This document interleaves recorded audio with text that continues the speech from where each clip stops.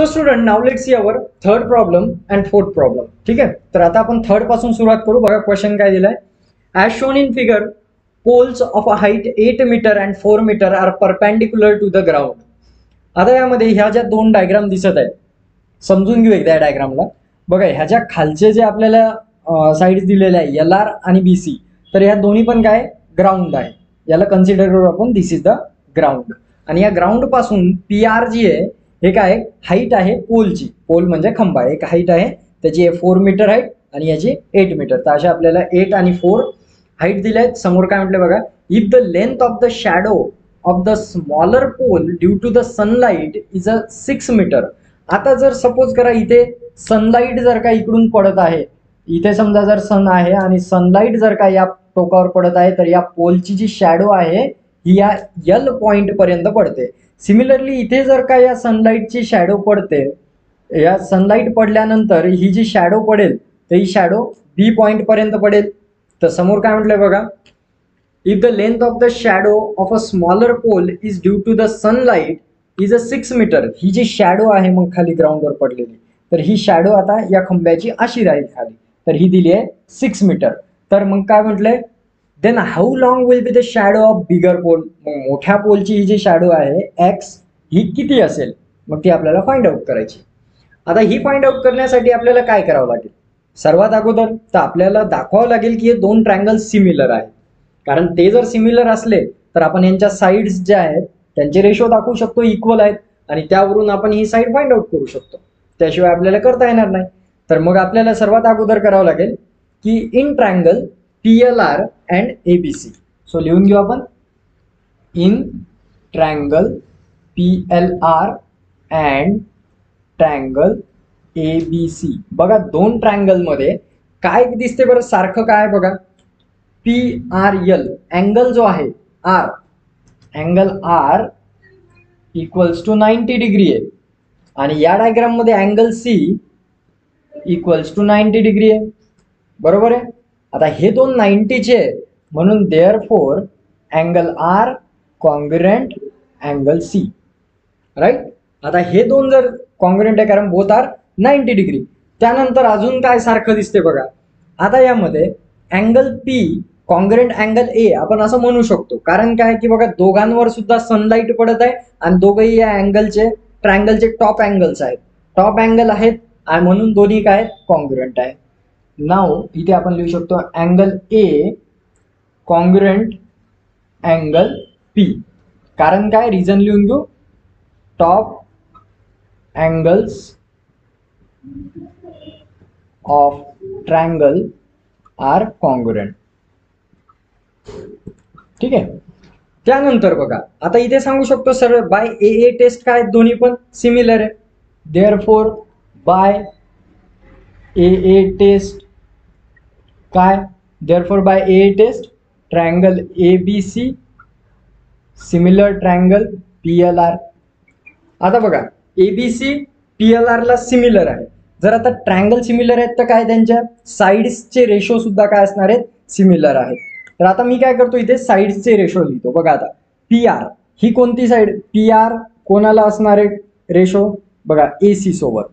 So AC equals to LR is to BC, म्हणजे अशा प्रकारे लिहिता येते.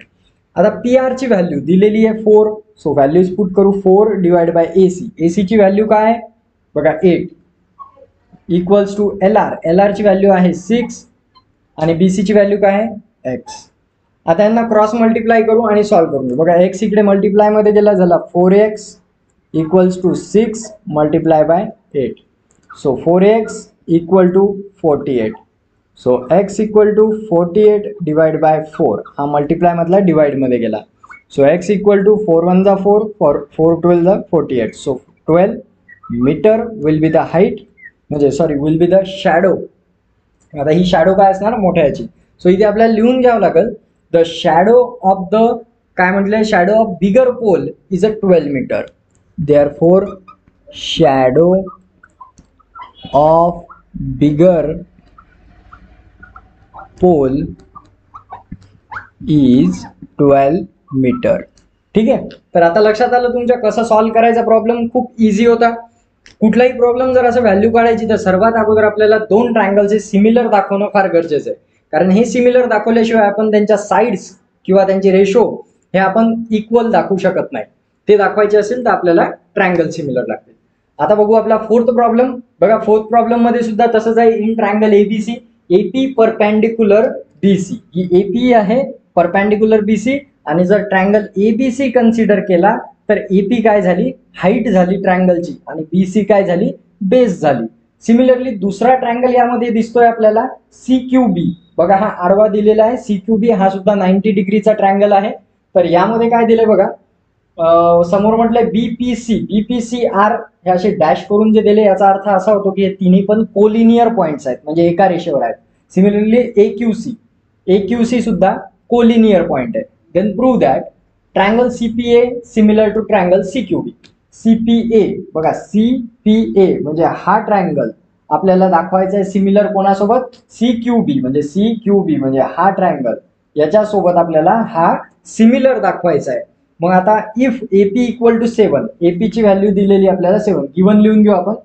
गिवन एपी इक्वल्स टू 7, त्यानंतर बीक्यू, बीक्यू इक्वल्स टू 8 आणि बीसी इक्वल्स टू 12. बघा बीसी ही पूर्ण दिलेली आहे, बीक्यू दिलेली आहे आणि एपी दिलेली आहे.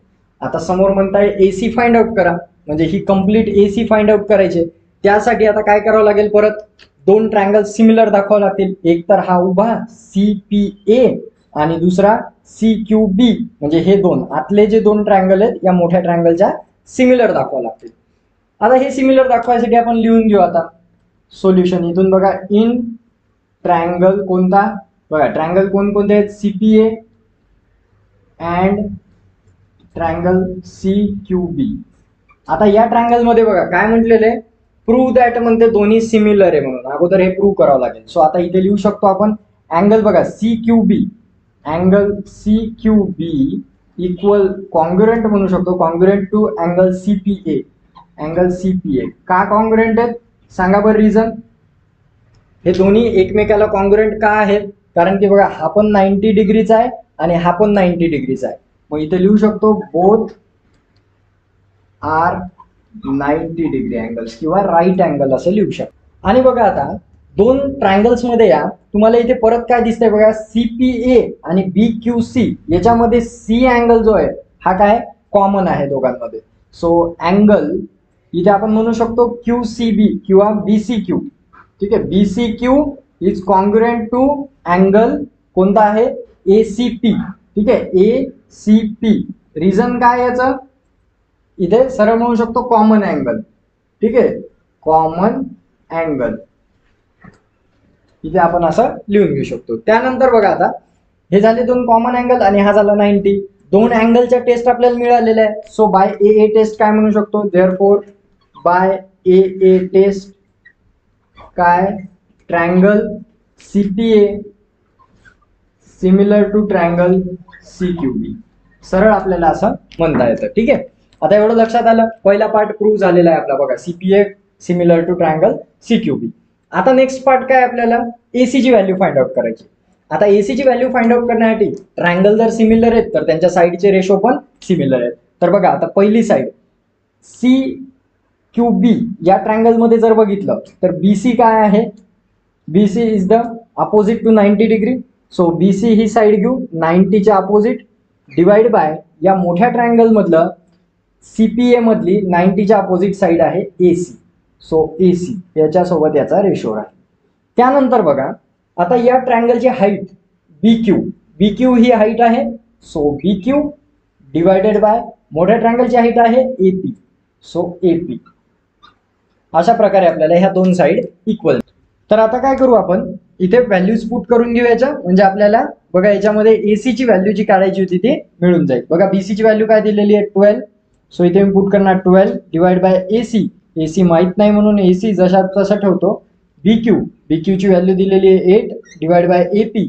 एपी ची व्हॅल्यू दिलेली आहे 7. तर अशा प्रकारे आलेलं आहे.